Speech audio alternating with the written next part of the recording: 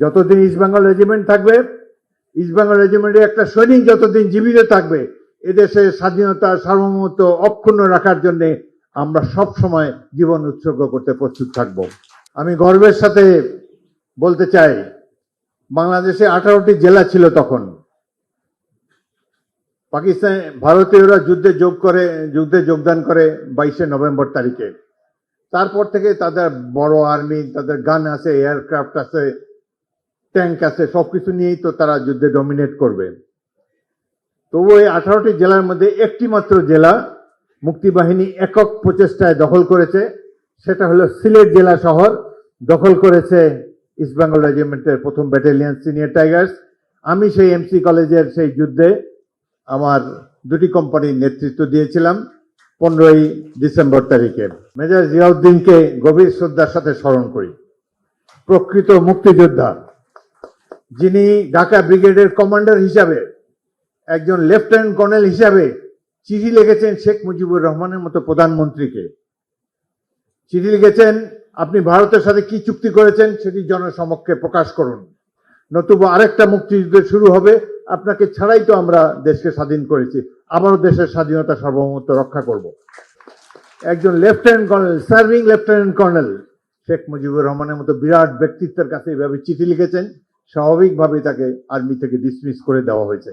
But this is the spirit of A freedom fighter. স্বাধীনতার সার্বভৌমত্বের প্রশ্নে কোনো ধরনের আপোষ হবে না।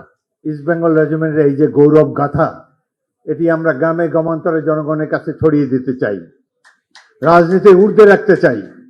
আমরা কামনা করব বাংলাদেশ সেনাবাহিনীও ইস্ট বেঙ্গল রেজিমেন্ট যেভাবে জনগণের ডাকে সাড়া দিয়ে সাধারণ মানুষের কাতারে এসে স্বাধীনতা যুদ্ধে অংশগ্রহণ করেছে, একইভাবে স্বাধীনতার অব্যবহিত পরে east Bengal regiment, army, navy, air force, সামরিক বাহিনী সবাই মিলে, এটি হলো জনগণের বাহিনী, জনগণের প্রভু নয়, জনগণের সেবক সামরিক বাহিনী।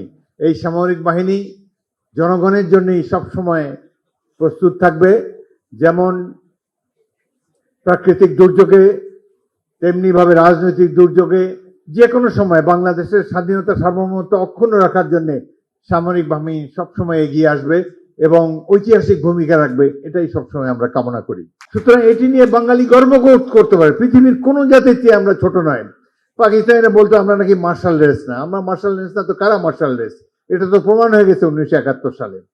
যখনই রাওয়া ক্লাবে আসি, রাওয়া চেয়ারম্যান, সদস্যবৃন্দ, আজকে অনেক পুরাতন বন্ধুদের সাথে দেখা হলো।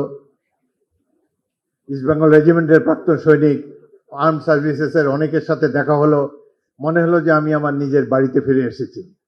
এগুলোর সাথে অন্য কোনো সম্মানের কোনো তুলনা হয় না। This is our home. এটা কে রেকগনাইজ করলো না করলো জানি না। সামরিক বাহিনী হয়তো আমাদের 25 জনের নামও জানে না, সেনাবাহিনী তো আমাদের হয়তো নামগন্ধও নাই, কিন্তু একদিন নিশ্চয়ই বাংলাদেশ ইতিহাস লেখা হবে। জনগণের পক্ষে কারা দাঁড়িয়েছিল সেই দুঃসময়?